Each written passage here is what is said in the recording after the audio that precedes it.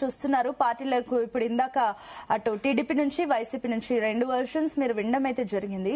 So ఈ ఒకటి ఆ స్టేషన్ పరిధిలో ఉన్న దాన్ని ప్రభుత్వానికి అంటగట్టే ప్రయత్నం చేస్తున్నారు, కుట్ర చేస్తున్నారు అని చెప్పేసి మాట్లాడుతున్నారు.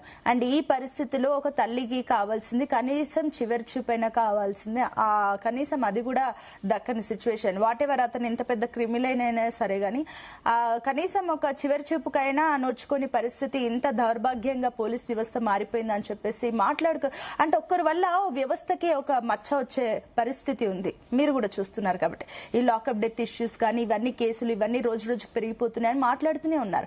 సో ఈ పరిణామాలన్నీ చూస్తుంటే నిజంగా ఏమైనా రాజకీయాలు జరుగుతున్నాయా, లేదంటే ఆ తల్లికి న్యాయం చేసే దిశగా ఏమైనా జరుగుతుందా? కేవలం అటు ఎస్ఐని సస్పెండ్ చేస్తే సరిపోదు. ఎందుకంటే ఒక స్టేషన్ పరిధి అంటే కానిస్టేబుల్ ఉంటారు, ఆ పైన ఉన్నతాధికారులు ఉంటారు, వీళ్ళందరి వరకు వెళ్లకుండా ఒక ఎస్ఐ వరకు వెళ్తుందా అని చెప్పేసి కూడా మాట్లాడుకుంటున్నారు. కాబట్టి ఒకసారి మీ పాయింట్ ఆఫ్ వ్యూ ఏంటి ఈ కేసు పైన? గుడ్ మార్నింగ్ అండి, జీ తెలుగు ప్రేక్షకులకు, ప్యానెల్ లోని పెద్దలకు. మీకు ఈ కేసులో మనం వాళ్ళ తల్లి వాళ్ళ మేనమామలు చెప్పిన అన్ని మాటలను బట్టి చూస్తే ఖచ్చితంగా ఈ కేసులో పోలీసు అధికారులు ఎవరైతే నాగరాజు ఉన్నారో అతను తప్పు చేసినట్టుగా కనిపిస్తాం. ఎందుకంటే ఇప్పటి వరకు అతను బయటికి రాలేదు. సో ఇంకోటి ఏంటంటే ఇక్కడ కేసులో ప్రధానంగా చూడాల్సిన అంశాలు ఏంటంటే గాదే సాయికృష్ణ అనే అతను సస్పెక్ట్ షీటర్, దానిలో అనుమానం లేదు. సో అతని మీద నాన్ బెయిలబుల్ వారెంట్ ఉన్నాయి. పోలీసులు అతన్ని అరెస్ట్ చేసి తీసుకొచ్చి కోర్టులో అటెండ్ చేయించాలి. ఇది ప్రాథమికంగా జరగాల్సిన అంశం. మే 9వ తారీఖున అతను ఇక్కడి నుంచి కేసులు ఎక్కువగా ఉన్నాయి, పోలీసులు వేధిస్తున్నారని చెప్పేసి మార్కాపురం వెళ్ళి అక్కడ పని చేసుకుంటున్నాడు అనేది వాళ్ళ తల్లి చెప్పింది. సో అయినా కూడా మార్కాపురం వెళ్ళి అక్కడ అందరూ చూస్తుండగా అతన్ని తీసుకొచ్చారు పోలీసులు. అక్కడ ఉన్న సాక్షులు, ఎందుకంటే ఇదంతా కూడా న్యాయవాదులు బృందం వెళ్ళినప్పుడు వెల్లడైన అంశం. సో అతన్ని తీసుకొచ్చారనేది వాస్తవం. అతను తీసుకొచ్చిన తర్వాత కోర్టులో ఎందుకు అటెండ్ చేయించలేదు, అసలు పోలీస్ స్టేషన్ రికార్డ్స్ లో అతని పేరు ఎందుకు ఎక్కించలేదు, ఎక్కించారా లేదా ఈ రోజు కూడా ప్రభుత్వం చెప్పలేదు. సో చట్ట ప్రకారం మీరు ఎన్బిడబ్ల్యూ ఇష్యూ చేసినప్పుడు తీసుకొచ్చినప్పుడు పోలీస్ రికార్డుల్లో చేర్చి తెల్లారి ఒక 24 hours లో కోర్టులో అటెండ్ చేయించారు. సో ఈ రోజు జూన్ 19వ తారీఖు వచ్చాం. ఇప్పటికి ఆమె 10-15 సార్లు సిపి గారిని, అక్కడ ఉన్నతాధికారులని, ఏసీపీ, డీసీపీ అందరినీ కలిసిందని కూడా చెప్పిన తర్వాత ఎటువంటి ప్రయోజనం లేకపోవడంతో పాటు సిఐ మీ అబ్బాయి చచ్చిపోయాడు అనుకో దండేసుకో అని చెప్పేసి చెప్పడం కూడా చాలా అమానుషమైన విషయం ఆమె వెల్లడించిన ఆధారాలను బట్టి చూస్తే. సో ఇంకోటి ఏంటి, ఇక్కడ సిఐ తరఫున కొంతమంది మా దగ్గరికి వచ్చారు, అతను చనిపోయింది ఏదో చనిపోయాడు, ఇక మనం కాంపెన్సేషన్ ఇద్దాం అనేది కూడా కొంతమంది ప్రపోజ్ చేశారని వాళ్ళ మేనమామూలు నవరంగ్ అండ్ నాగేశ్వరరావు, మునపూడి నాగేశ్వరరావు గారు కూడా పత్రికా ముఖంగా మీడియా ముఖంగా కూడా వెల్లడించారు. సో ఇదంతా కూడా చూస్తే ఏంటంటే అసలు మానవ హక్కులకి ఎక్కడా కూడా చోటు లేదేమో. ఎందుకంటే అతను నేరగాడే, దానిలో అనుమానం ఏం లేదు. ఎందుకంటే పోలీసులు వెల్లడించిన అంశాల ప్రకారం చాలా కేసులు ఉన్నాయి, పోక్సో కేసులు ఉన్నాయి, అతను జైలుకి కూడా వెళ్ళొచ్చాడు, మర్డర్ కేసులు ఉన్నాయి, ఇంకా అబ్యూజ్డ్ కేసులు ఉన్నాయి, గంజాయి కేసులు ఉన్నాయి, ఉండొచ్చు. కానీ అతనికి కూడా హక్కు ఉంటుంది. నేరగాడైనా కూడా మనం పరివర్తన కోసం జైలు పెట్టాం, కోర్టుల ద్వారా జైలుకి వెళ్ళాలి. వీళ్ళెవరు చంపేయడానికి అనేది పాయింట్. వాళ్ళ తల్లి ప్రశ్నిస్తున్న విధానం చూసి చాలా హృదయదారకం. ఎందుకంటే అక్కడికి వెళ్ళిన తర్వాత మొదట్లోనేమో మీ అబ్బాయి ఉన్నాడు, 2 రోజుల్లో పంపిస్తామని చెప్పారు. ఆ తర్వాత చూస్తేనేమో అతని ఆనవాళ్ళు కనిపించకుండా పోయింది. న్యాయవాదులు తీసుకెళ్ళినా కూడా పంపించేస్తామని నేను చెప్పారని ఆ న్యాయవాది కనకదుర్గ కూడా చెప్పారు, వాళ్ళకి బంధువు అవుతారంట సాయికృష్ణ. సో ఇలాంటి పరిస్థితుల్లో ఒక వ్యక్తిని తీసుకెళ్లి నిజంగా అది జరుగుంటే గనక, అంటే చిత్రహింసలు పాలు చేసి, ఏది ఈ రోజుల్లో ఇది మధ్యయుగాల కాలం నాటిలో గోళ్లు పీకటం, తలకాయలు నరకటం ఇన్ని చూసాం మనం రాజులు, అలాంటి రాజుల కాలంలో. ఇప్పుడేంటిది, ఇది డెమోక్రసీలో నిజంగా ఇవన్నీ జరుగుంటే గనక చాలా సివియర్ యాక్షన్ తీసుకోవాలి. నిందితులు ఎవరైతే ఉన్నారో వాళ్ళకి ఉరివేయాల్సిన అవసరం కూడా ఉంది. ఎందుకంటే మనం మొన్న చూసాం, మార్చిలో తమిళనాడు కోర్టు తీర్పిచ్చింది. ఈ విధంగా కస్టోడియల్ టార్చర్ చేసి తండ్రి కొడుకుని చంపేస్తే 9 మంది పోలీసులకి ఉరివేసిన పరిస్థితి కూడా ఉంది.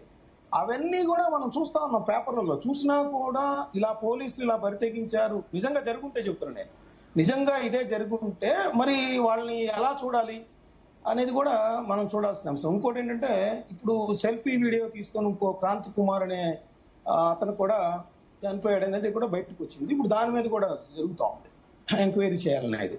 సో ప్రభుత్వం అయితే ముందుకు వచ్చింది, ఎంక్వైరీ చేసింది. అయితే నేనేమంటానంటే చంద్రబాబు నాయుడు గారు ఆగ్రహం వ్యక్తం చేసినంత మాత్రాను ఏదో విచారణ పేరుతో కాలయాపన చేస్తే ఖచ్చితంగా ఇది ప్రభుత్వం మీదకి చుట్టుకుంటుంది. దీన్ని వీలైనంత త్వరగా నిందితులను అరెస్ట్ చేసి ఆ సీసీటీవీ ఫుటేజ్ ఏంటి, అతను ఎప్పుడు అరెస్ట్ చేశారు, లోపల నిజంగా ఫుటేజ్ అంతా బయట పెట్టడం హైకోర్టు ఆల్రెడీ ఇష్యూ చేసింది నిన్న. సీసీటీవీ ఫుటేజ్ అంతా జాగ్రత్త పరచండి, మొత్తం మా ముందు ఉంచుండని కూడా చెప్పింది. ఇప్పుడు ఏంటంటే ఈ నెల 29వ తారీఖు నిజంగా అతను బతుకుంటే అనే మాట హైకోర్టు అనలేదు, అతన్ని మా ముందు అటెండ్ చేయించండి అనేది కూడా చేసింది. సునీత గారు నాకు 2 నిమిషాలు ఇవ్వండి, నేను చెప్తాను. ఇప్పుడు ఇక్కడ ఏంటంటే ఆంధ్రప్రదేశ్ లో కస్టోడియల్ ఇదంతా కూడా నేనేమంటానంటే ఖచ్చితంగా ఆ తల్లికి న్యాయం జరగాలి. ఆమె అడుగుతున్న విధానం రోదన చూస్తే అసలు బూడిద ఇవ్వండి అని అంటాం అనేది అసలు ఇప్పుడు ఎవరైనా బూడిద కావచ్చు. ఇలాంటి సిచ్యువేషన్స్ ఉంటే మానవ హక్కులు కానీ పౌరుల హక్కులు కానీ ప్రమాదంలో పడతాయి. ఇక్కడ ఏమంటానంటే మీరు 2 అంశాలు నేను ప్రస్తావిస్తా. ఒకటి, ఇప్పుడు మీరు డిబేట్కి మమ్మల్ని పిలిచారు, ఏంటంటే సాయి కృష్ణ అనే వ్యక్తికి సంబంధించి కస్టోడియల్ డెత్ జరిగిందనే ఆరోపణలు వచ్చినాయి, దీని గురించి డిబేట్. కానీ మీరు ఎక్కడా కూడా కాపు యువకుడు సాయి కృష్ణ అని చెప్పలేదు. మీరు మాకు సాయి కృష్ణ అనే వ్యక్తి మాత్రమే చెప్పారు. అంటే ఏంటి, కొన్ని పత్రికలు ఏం చేస్తా ఉన్నాయి, మీడియా కూడా కాపు యువకుడికి అన్యాయం జరిగింది, కాపు యువకుడిని వేధిస్తున్నారు రాష్ట్ర వ్యాప్తంగా కాపులు. సో మీరు ఏదైతే ఇందాక చెప్పారో ఇది తప్పు. ఒక పౌరుడి హక్కులు భంగం కలిగితే దాని గురించి మనందరం పోరాడదాం, అంతేగాని కాపు యువకుడు అనేది చెప్పడం అనేది ఖచ్చితంగా సమాజంలో కులాల కుంపట్లు రాజేయటమే. అంటే కులాల కుంపట్లు రాజేయటం ద్వారా ఏం జరిగింది, సమాజంలో అశాంతి పెరిగిద్ది, అభివృద్ధి కుంటుపడి. రెండోది ఏంటంటే ఇక్కడ కస్టోడియల్ టార్చర్. ఇప్పుడు వైఎస్ఆర్సీపీ హయాంలో ఈరోజు అది యాదృచ్ఛికంగా జరిగిందో తెలియదు, నాకు మామూలుగా వచ్చిందో తెలియదు, ఈ రోజు హైకోర్టు కొన్ని కీలక వ్యాఖ్యలు చేసింది. సునీల్ నాయక్ అని ఐపీఎస్ అధికారి ఉన్నాడు, ఆయన రఘురామకృష్ణరాజు కస్టోడియల్ టార్చర్ జరిగిందండి. గతంలో మన భారతదేశ ఎంపీగా ఉన్న రఘురామకృష్ణరాజు కస్టోడియల్ టార్చర్ జరిగితే దానిలో సునీల్ నాయక్ కూడా పాత్రధారి. ఏమంది, పార్లమెంట్ మీద దాడి చేస్తే ఎంత సీరియస్ నేరమో కస్టోడియల్ టార్చర్ లో రఘురామకృష్ణరాజు మీద ఆ విధంగా టార్చర్ చేసే కేసులో ఇతను ఉండటం కూడా అంతే నేరం అని చెప్పి. అంటే కస్టోడియల్ టార్చర్ లో పౌరుల హక్కులకు భంగం కలిగితే ఏంటో ఈ రోజు హైకోర్టు చెప్పింది. కానీ మరి రఘురామకృష్ణరాజు కస్టోడియల్ టార్చర్ లో ఎవరెవరు నిందితులుగా ఉన్నారో మనం చూస్తే మనకు అర్థమైపోతుంది. ఎందుకంటే జగన్మోహన్ రెడ్డి కస్టోడియల్ టార్చర్ లో నిందితులుగా ఉన్నారు, అదేవిధంగా సునీల్ కుమార్ గారు ఉన్నారు, ఇంకా 3-4 పోలీసు అధికారులు ఉన్నారు. సో కస్టోడియల్ టార్చర్ కి సంబంధించి దానికి కూడా జగన్మోహన్ రెడ్డి గారు సమాధానం చెప్పాలి. ఆయన మీద కేసు ఉంటే ఒకటి, సాయి కృష్ణ మీద కేసు ఉంటే ఒకటి కాదు. రెండోది, కాదంబరి జత్వాని అని మీకు తెలిసే ఉంటది సునీత గారు, గతంలో కాదంబరి జత్వాని కస్టోడియల్ టార్చర్ జరిగింది. ఏంటి, 3 ఐపీఎస్ అధికారులు ఆమెని ముంబై నుంచి ఆమె తల్లిదండ్రులు తీసుకొచ్చి విజయవాడలో ఇబ్రహీంపట్నంలో ఒక గెస్ట్ హౌస్ లో ఉంచి కస్టోడియల్ టార్చర్ చేశారు. దానిలో 3 పోలీసు అధికారులు సస్పెండ్ అయ్యారు.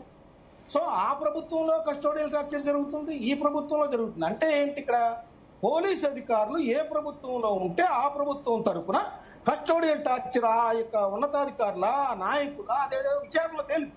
ఎందుకంటే ఇంకా రఘురామకృష్ణరాజు కేసులో మనకి నిందితులు మొత్తం క్లారిటీ రాలేదు, ఎందుకంటే ఇక్కడ కాదంబరి జత్వాని కేసులో శిక్షలు పడలేదు. ఇప్పుడు నాగరాజు విషయంలో నేననేది ఏంటంటే ఏ కేసులో అయినా కస్టోడియల్ టార్చర్ అనేది సరైంది కాదు. ఆ పోలీస్ అధికారులు కానీ ఎవరైతే దాని వెనకాల ఉన్నారో రాజకీయ నాయకులు కానీ వాళ్ళందరికీ శిక్షలు పడాలి. కానీ కస్టోడియల్ టార్చర్ అంటే ఈ ప్రభుత్వంలో జరిగితేనే మనం డిమాండ్ చేయటం, ఆ ప్రభుత్వంలో జరిగితే కాదు. ఏ ప్రభుత్వంలో అయినా మానవ హక్కులు అనేది ఖచ్చితంగా ఉండాలి. ఈ రాజకీయ నాయకులు వాళ్ళ ఓట్ల కోసమో ఇంకోటి కోసమో కులాల కుంపట్లు రాజేస్తామంటే అది ప్రజలు హర్షించరు. ఓటు అనే ఆయుధంతో బుద్ధి చెప్తారు, కింద కూర్చోబెడతారు. ఆ విషయాన్ని రాజకీయ నాయకులు అందరూ కూడా గుర్తుంచుకోవాల్సిన అవసరం ఉందని చెప్తారు. చంద్రశేఖర్ గారు,